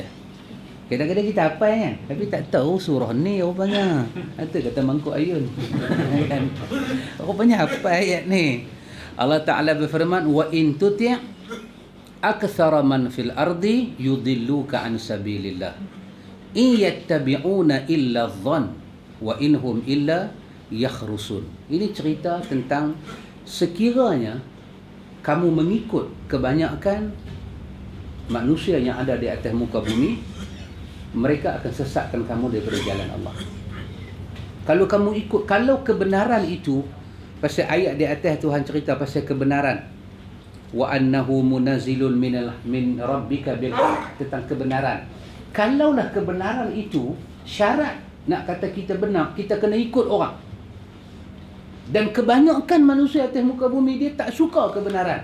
Dan kamu ikut mereka, kamu tinggal kebenaran, mereka bawa kamu pada sesat. Kerana in yattabi'una illa dhann. Manusia ni penilaian dia tak betul pasal dia lebih banyak sangka daripada fakta. Dia sangka. Quran bukan sangka, Quran wahyu. Maka kalau kamu ikut sangka-sangka manusia, melainkan mereka itu hanya ada dalam hati mereka keraguan-keraguan saja. Maka ayat ni bagi tahu dekat Nabi Muhammad sallallahu alaihi wasallam, kebenaran tidak berpihak pada majoriti. Kesalahan bukan wujud pada minoriti, tapi apa yang dia pegang, isi daripada pegangan dia itu apa. Itu ayat ni nak bagi tahu pada kita. Dan ayat ni juga ada kena mengena dengan ayat kami tak boleh ikut hang Muhammad pasal tok nenek kami semua nak buah tak mana. Ayat tu ada kena mengena. Kita tak. Kita kebenaran adalah kebenaran. Bukan kerana nama dia ustaz, nama dia siapa, tak. Kebenaran daripada Quran, daripada sunnah Nabi dan daripada cara faham agama para sahabat radhiyallahu anhum. Di situ ada kebenaran. Wallahu a'lam. Ya. Tanya soalan tentang solat ghaib Ustaz. Solat ghaib. Ketika ada pandangan Ustaz, solat ghaib untuk jenazah ni. Ya. Kalau jenazah tu dah disolatkan, Ya. kita yang duk tak berkesempatan solat jenazah dia tu, dia tak perlu solat ghaib dah, sebab dia dah disolatkan dah. Ada pandangan tu Ustaz? Nah, ada. Pandangan tu Kalau boleh Ustaz katakan hanya Allah yang Maha mengetahui. Pandangan para ulama tentang solat ghaib jadi dua. Satu, pandangan ulama menyatakan solat ghaib ni untuk Nabi je, bukan untuk kita. Di antaranya pandangan Syekh Albani. Albani kata wujud solat ghaib ni sebab seumur hidup Nabi, Nabi buat sekali tu je. Bila matinya Najasyi, tentu saja. Itu dinamakan solat ghaib. Dan kemudian Nabi tak buat dah solat ghaib. Habis. Adapun dalam hadis Imam Muslim, Nabi pergi sembahyang kepada, dalam riwayat kata Sya'rawi, ima dia seorang perempuan ataupun laki-laki yang urus siak kan, dia seorang siak kan. Dia pergi mati, Nabi tak tahu. Bila Nabi tanya mana dia pergi, para sahabat kata dia mati ka'annama saghuruha ataupun sagharuhu. Sya'rawi sama ada dia laki-laki atau perempuan, mengecikkan kematian dia. Nabi dengan mukanya merah, Nabi kata dullani ala qabrihi aw qabraha. Tunjuk kubur dia. Maka Nabi bersembahyang. Yang tu para ulama kata itu bukan solat ghaib. Itu kita sembahyang betul. Bagi orang yang tak sembahyang, dia boleh pergi sembahyang atas kubur. Adapun ghaib ni macam Nabi buat kepada Najasyi. Syekhul Islam Syekh Nasiruddin Albani, dia kata benda ni untuk Nabi saja, kita tak usah buat. Tetapi dalam mazhab Syafi'i menerima salat ghaib itu kita boleh buat. Kita boleh buat kerana cukup untuk kita buat bila Nabi buat sekali dah cukup. Untuk menyatakan benda tu harus boleh buat. Kemudian dalam mazhab Abu Hanifah Nu'man dibincang, sembahyang ghaib ni bila kita boleh buat. Dalam mazhab Syafi'i dalam tempoh 3 hari cukup. Baru kita tahu, ya Allah matilah dia. Ima kita pergi atas kubur dan sembahyang terus, semua kita sembahyang Allahu Akbar. Tapi sebahagian ulama Syafi'i kata sembahyang ghaib ini mesti pada hari mayat itu, tak mau lepas 2-3 hari. Yang 2-3 hari ni yang pergi atas kubur ni, pergi atas kubur 3 hari boleh. Atas kubur kata Abu Hanifah sebulan pun boleh. Mai satu mazhab pula Az-Zahiri, dia kata selagi tak sembahyang berapa puluh tahun pun boleh. Nabi pernah pergi sembahyang kat yang mati di Jabal Uhud tu, lepas 6 bulan Nabi pergi sembahyang balik. Dia kata ini semua boleh buat. Jadi dia khilaf di sisi para ulama. Dari segi ketelitian sunnah, tidak buat itu lebih baik. Itu saja. Dari segi ketelitian sunnah, tidak buat solat ghaib itu lebih baik. Kita pergi sembahyang atas kubur, itu lebih baik daripada kita sembahyang solat ghaib. Itu kalau tanya saya lah. Ini my opinion lah. Boleh bantah, tak ada apa. Kita demokrasi. Tak ada, boleh bantah. Pilihan raya pun boleh bantah. Boleh. Itu pandangan saya. Wallahu ta'ala alam. Ya. Semoga Allah merahmati Ustaz. Terima kasih Pakcik. Itu macam ni Pakcik. Minta rahmat dulu. Dalam solat, Ya Cik. bukankah kita berkata-kata dengan Allah? Dalam solat. Wallahu ta'ala alam, nak kata berkata-kata dengan Tuhan tak tepat. Tak tepat. Sebab dalam kamus Melayu ni berkata-kata ni macam saya duk cakap dengan Pakcik saya berkata-kata dengan Pakcik. Tetapi solat itu lebih kepada ubudiyah, bukan kata-kata, penghambaan. Dan seorang hamba tidak layak berkata-kata dengan Tuhan dia. Kita ambillah hamba-hamba zaman-zaman kuno dulu ada raja. Kan? Dia akan peluk tubuh dia tanpa melafazkan apa-apa. Bila dia mula nak cakap, Tuhan dia akan kata, hang diam. Diam dia kata. Kita tengok gambar Hindustan dulu kan, dengan kain apa? Kain tak potong tu dia pakai. Duk bayi sahab dia kata, "Cuk, bastami." Nampak? Tu dia marah tu. Cuk tu maksud dia diam. Bastami. Hang biadab. Hang tak layak cakap. Dan mereka ni kalau nak minum air pun, mulut dia tak boleh kena ni. Dia kena minum atas tangan. Dia tuang dia minum. Itu nama dia hamba. Kita bila duduk depan Tuhan, Allah. Kita berkata-kata dengan Tuhan bila sampai hari akhirat. Tuhan akan tanya kita. Pada masa itu, di antara kita, bainana wa bainahu turjuman. Antara kita dengan Tuhan tidak ada penterjemah bahasa. Allah akan tanya kita dan dia mau kita jawab. Hari ini kita melakukan ubudiyah, penghambaan. Pasal itu dengan sifat semayang kita tunduk ke bawah. Dan kita pun tak pernah dapat respon apa-apa daripada Tuhan. Kita takbir, Allahu Akbar. Kita baca. Nabi kata bila kita kata Alhamdulillah, Tuhan jawab Hamadani Rabbi. Tapi kita tak pernah tahu. Dia tak jawab depan kita, dia jawab di sisi malaikat dia. Iyyaka na'budu wa iyyaka nasta'in. Dia suka apa yang kita ibadat dengan dia. Pasal tu Nabi kata ada 3 benda aku suka atas dunia ni. Satu apa dia? Benda yang paling aku suka atas dunia ni 3 kan. Satu, Nabi kata wanita. Jaga baik-baik. Siapa tak suka perempuan, dia bukan ahli sunnah. Kan, dia tengok perempuan apa perempuan. Tak boleh. Kata orang sunnah ni nak kahwin lagi. Dia suka. Pasal Nabi suka. Nabi sebut, itu hadis Nabi Daud. Dia suka. Tengok perempuan solehah ni kita jadi taram. Kita jadi seronok Pak Amir. Dia beriman, ya Allah kan, kita dah tengok dia tu, kita dah geram. Dan maksud dia bukan geram yang macam ni lah, geram yang kita suka dia beriman. Nabi kata dalam dunia ni benda yang buat mata aku seronok, tengok perempuan yang baik-baik. Ya. Kita tengok satu perempuan dengan pakai tudung cantik jalan, hati kita tenang. Kita sayang dekat dia, kita sayang pasal apa? Kerana Allah. Kita tengok dia kerana Allah. Bukan kita tengok dia, kita nilai dengan nafsu. Tak. Itu salah. Itu demi Allah, itu salah. Kita tengok dia dengan pakaian dia tu. Alhamdulillah. Orang tua-tua dulu dia kata, anak siapa lah ni? Anak siapa ni? Mak bapak dia sejuk perut. Mak bapak dia sejuk perut. Kita kena sayang dengan perempuan bila dia mau taat kepada Allah. Nabi kata, aku suka.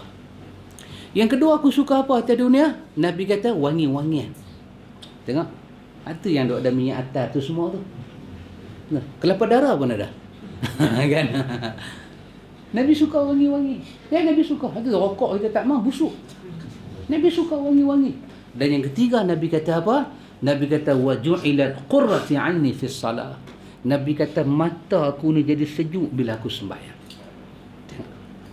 Bila aku semayang, aku ibadat kepada Tuhan, aku tunduk, aku merayu, aku minta kepada dia, mata aku ni rasa punya sejuk, Nabi kata. Jadi daripada situ kita tahu sembahyang ni adalah ubudiyah. Kita berdiri depan Tuhan, kita tak ada apa nak kata depan Tuhan. Sembahyang ni Nabi kata adalah hadis Imam Muslim, innama huwa salah, huwa takbir, huwa tasbih, wa qiraatul Quran. Nabi betulkan Muawiyah bila dia bercakap dalam sembahyang. Nabi kata semayang ni bukan boleh bercakap. Semayang ni bukan berkata-kata. Semayang ni dia tasbih. Tasbih bukan berkata-kata. Tasbih kita memuji Allah. Dia tahmid, Nabi kata. Semayang ni dia takbir, membesarkan Allah. Qiraatul Quran, dan dia baca Quran. Muawiyah kata apa? ahsanu ta'lima. Inilah satu guru yang cukup baik, dia tak marah aku. Dia betulkan salah silap aku. Jadi saya respon soalan Pak Cik itu macam tu. Saya tidak menganggap sembahyang itu berkata-kata. Tapi sembahyang itu adalah ubudiyah. Seorang hamba bila dia menghadap depan Tuhan, pasal itu bila dia sembahyang, dia mau tak mau dia kena ikut cara Nabi. Ima dia iktiraf, ima dia tidak iktiraf, dia mesti ikut cara Nabi. Dia tak boleh kekok, dia tak boleh tambah. Tempat Nabi kata kamu berdoa, kamu doa. Dalam sujud, dalam tahiyat akhir, dalam sembahyang wajib, Nabi buat cara sembahyang wajib. Dalam sembahyang sunat, Nabi bagi open check. Nak minta apa, kau minta. Kau tahu bahasa Arab, kau minta. Lepas sembahyang, Nabi bagi open check. Kau minta lah apa kau nak minta. Tapi kau puji Allah, kau puja dia, kau selawat pada aku, kau minta pada Allah. Lepas tu Nabi terang, jangan minta ikut suka. Tengok.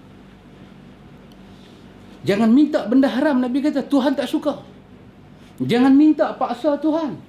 Ya Allah, aku dah minta dah hari tu tapi tak dapat. Jangan sebut kalimah tu. Allah tak suka, Nabi kata. Jadi dia agak blank sikit lah kalau kita kata sembahyang ni satu jenis apa. Kita pergi bercakap dengan Tuhan. Rasanya ubudiyah itu lebih tepat. Kita ubudiyah yang khusus kepada Allah dalam sembahyang. Begitulah. Wallahu a'lam. Ya Abang Karim.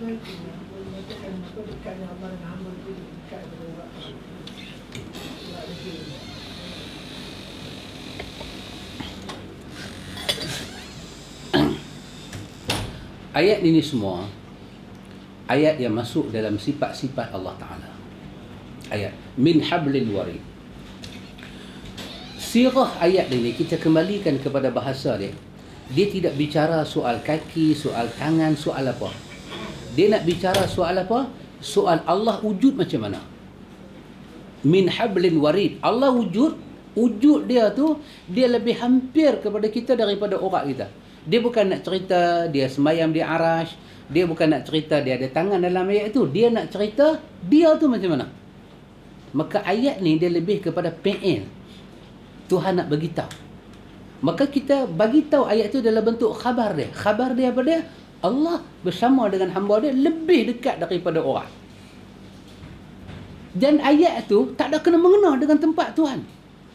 Ayat tu bukan macam ayat summastawa 'alal 'arsy yang tu nak bagi tahu Tuhan duduk tang mana.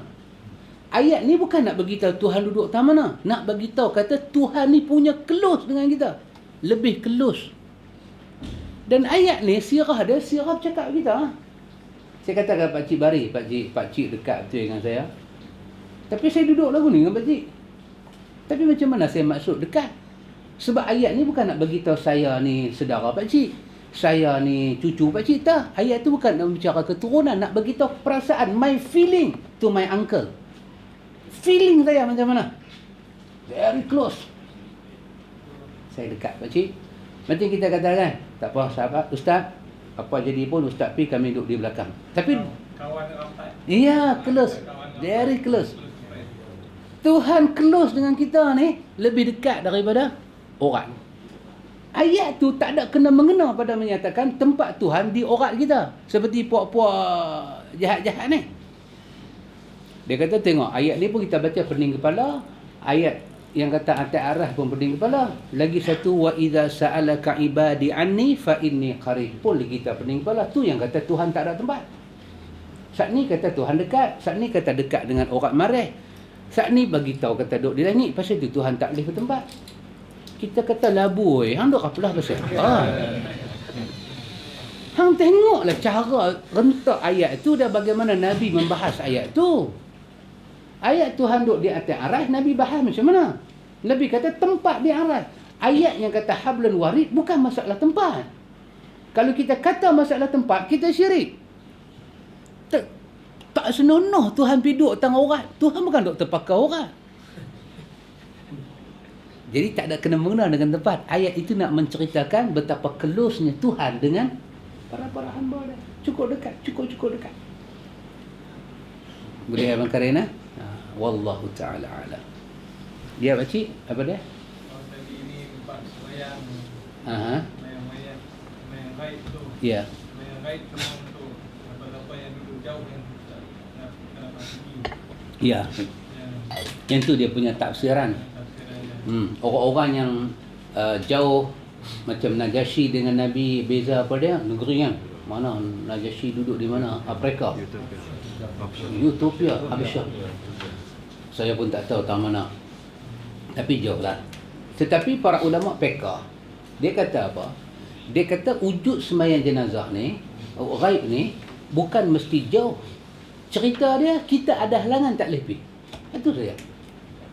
Kadang-kadang kita duduk dekat, mati di perai. Masalah kita kerja Kelang Gula tu.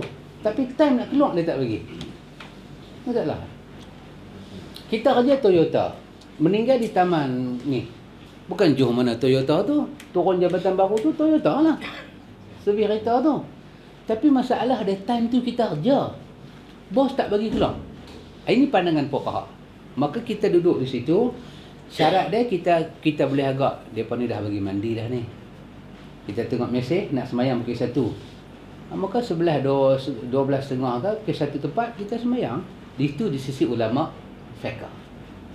Itu sisi ulama fiqh. Di sisi ulama hadis tidak buat itu lebih baik. Itu saja. Itu saja. Tapi kalau ada orang buat kita tak kata apa. Hal dia. Baby hal dia. Itu pergi sembahyang atas kubur itu lebih jelas. Itu dibahas oleh semua mazhab. Begitu. Wallahu a'lam. Ya Pak Mi. Esok ada kuliah ustaz di IQ. Besok kuliah kita lepas Isyak di IQ. Wallahu a'lam. Subhanakallah. Program 5 bulan. Ya ikhwatul iman, kita punya apa nama ni kuliah Quran kita yang kita cadang buat di